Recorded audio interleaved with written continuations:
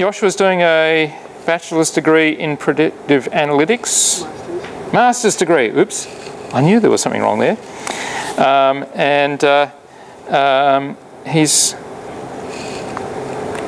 topic is vulnerability of the rural southwest volunteer workforce. And I'll give you the microphone and I'll let you go. Thank you. Good afternoon. I want to begin by paying special gratitude to my supervisor, Professor Kirsten, who's here. And she's from the School of Marketing. Mary, PhD students from School of Marketing as well. And Professor Leone, not sure if I pronounced it right, from Griffith University. And to the most kind, have supervisors who have worked so hard to make this possible. That's specifically Kylie, she helped me a lot. And to the most kind audience, like you spend for sparing some time to come and support us as HIVE interns. And without further ado, I want to begin by introducing the topic.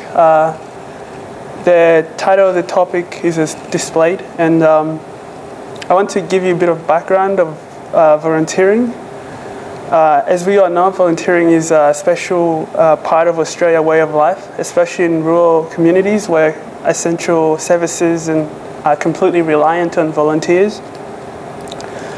And those essential services include ambulance, fire services, as well as community life activities such as sport clubs, festivals, and other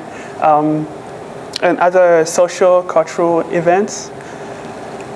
But in recent times, volunteering organizations are indicating that Australian volunteer workforce is becoming more vulnerable in terms of demand and supply, and in some cases forcing core volunteers to leave the workforce. So in my research project, I looked at the supply of variables, but initially I did some literature review, which gave me some background in the topic. And after doing the literature review, I did some data gathering and did some data cleaning using ArcGIS, RStudio, and I combined variables that research suggested variables that affect volunteering supply, and I put all those variables in one database, and I applied a method of clustering, which is an unsupervised learning approach, and then consulting with Huygens theorem whether the clustering is a good fit. And then if it's not, I'll go through again, look at the variables. Sometimes the variables will have a small fluctuation of the mean, and that will be rejected by the algorithm, and then I'll have to go back and clean the data, kept cleaning the data. And if it's a good fit, then I also use Power BI to visualize the clusters or the data in general. But you might be wondering how I managed to figure out how many clusters from that single data table. So I use an approach called elbow method. So you take the number of clusters and you plot it within group sum of squares, and the turning point gives you the maximum groups you can have in the data table that will represent the variance in the whole data table. And that, as you can see, it's indicating that it's 3 to 4 clusters, and we're interested in extracting 3 clusters which would define vulnerability, vulnerable, moderate, vulnerable, and not vulnerable. Sorry. Now we'll move on into Power BI. So this is the volunteer workforce. The first cluster is the purple bubbles. Those are different towns in the rural southwest. And cluster 2 is the green bubbles, and cluster 3 are the red bubbles. So the area of these bubbles is scaled by volunteering rate. So so the area of these bubbles is scaled by volunteering rate, where a volunteering rate scales is used as an R in the area formula, and we figured that in cluster 1 is moderately vulnerable. So cluster 1 is the purple bubbles, and cluster 2 is the not vulnerable cluster, which are the green bubbles, and cluster 3 is the vulnerable group, which is those red bubbles. So now I decided to look at the aging spectrum. So we're looking at supply in terms of the aging spectrum. Grouping the aging spectrum will give us a conclusion as to which town has a better volunteer supply in terms of different ages.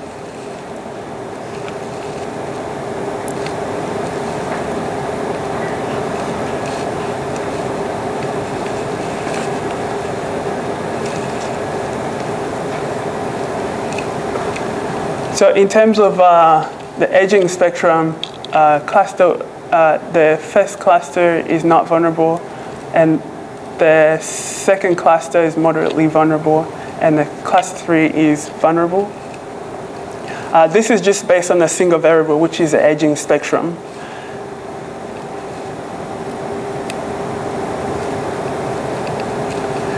So this leads me to the social perspective. So we're looking at the distribution of schools in the rural Southwest, and the research showed that people are more likely to volunteer if they have been socialized into specific roles. And I looked at the youth between 15 and 19, the supply of volunteers in that age range. And that correlates to, sorry, I don't know if there's a laser, but you can see that there are more youth volunteers in areas where there's more clusters of schools, where the accessibility of school, where there's an easy accessibility of schools. Sorry, I'll just flick back and forward. So this is the supply of 15 to 19-year-old volunteers, and that's a distribution of schools. And that leads us to family structure. The research also suggests that parents with dependent children are more likely to be asked to volunteer compared to childless parents, especially when dependent children reach school age. So I took the age and then split into 3 groups. So that will represent like pre-primary to primary and high school and sort of university and freshman graduate. So I did a regression model, and the regression model indicates that the number of children between, sorry, just one second. So it indicated a relationship between total volunteer supply in the rural Southwest. So there's a really good fit between these variables. I'll just quickly give out the stats. So dependent children between the age of 13 and 17 have a better fit, where 80% of the variance in the total supply of volunteers is explained. And the second variable is the age range between 0 and 12. And the last one is 18 to 24.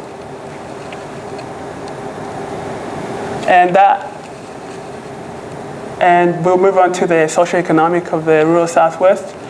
I decided to visualize it this way because I had few variables to visualize at the same time, so it will be pretty messy to visualize it on the map. On a map is like multiple bubbles.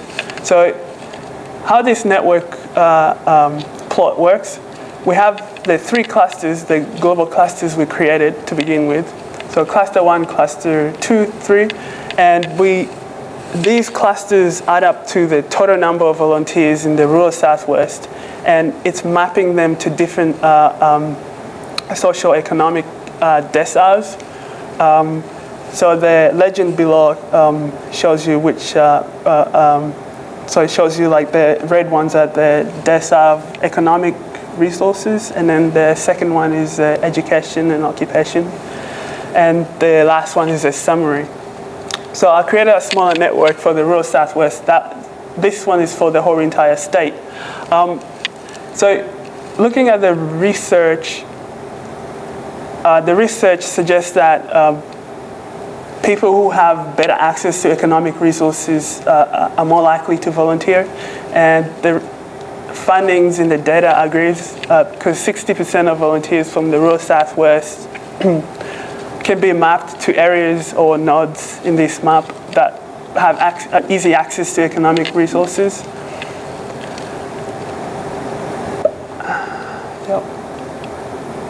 So we'll move on to the education and occupation.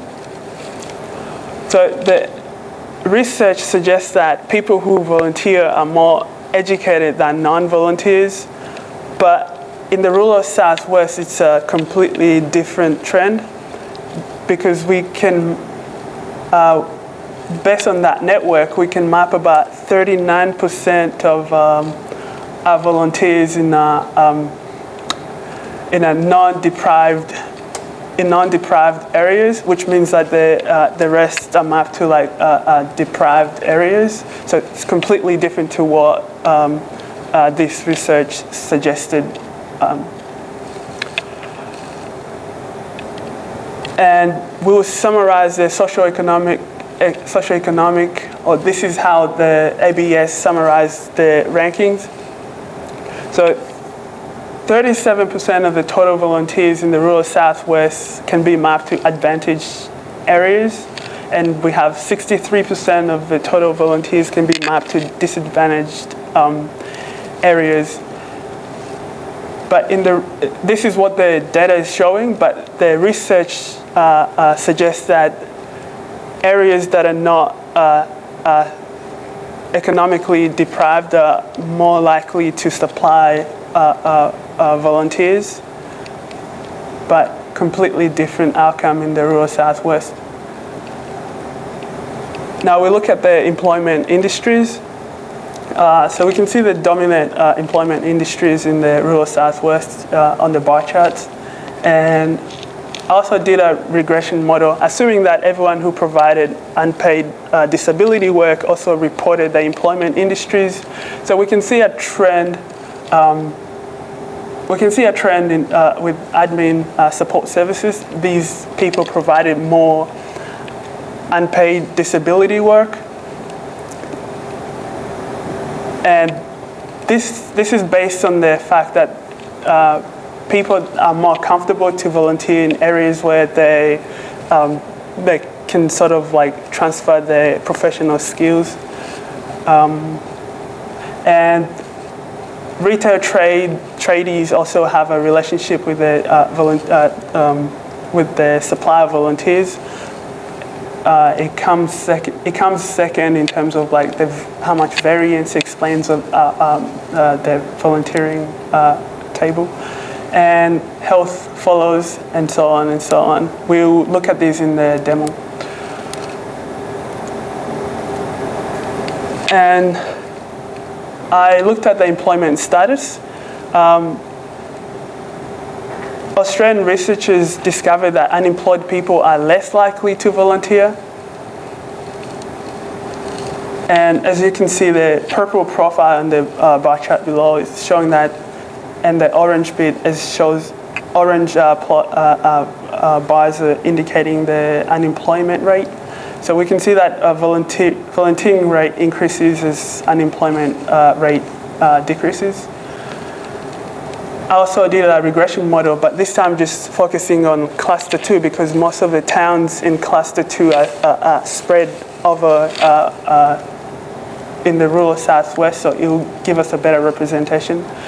And what I discovered is that East Bambley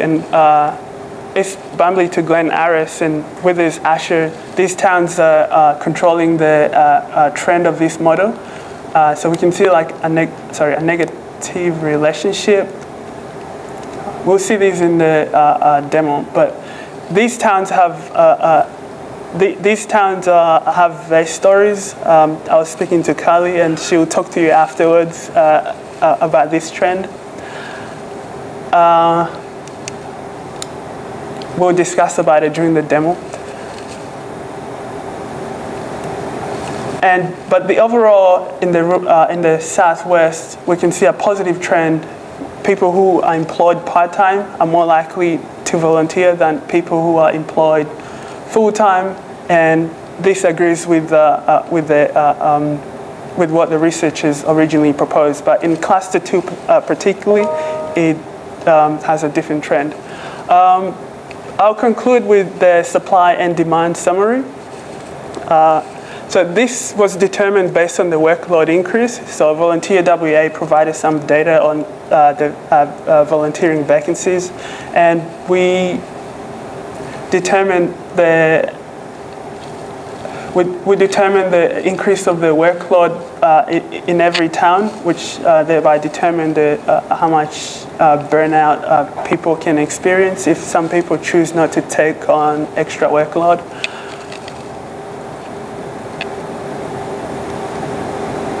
And I also grouped them in different groups to better analyze them. And finally, I took the global clusters that I created, and then this is what I can start creating classes of which ones are actually vulnerable. So originally in cluster 1, we said that it was moderately vulnerable. So we can see that only one town out of the towns that were originally said that they were moderately vulnerable is actually quite vulnerable. And in cluster 2, we have about 3 towns which are completely vulnerable in terms of demand and supply. And in cluster 3, all these towns in terms of supply and demand are okay. And I'll just conclude by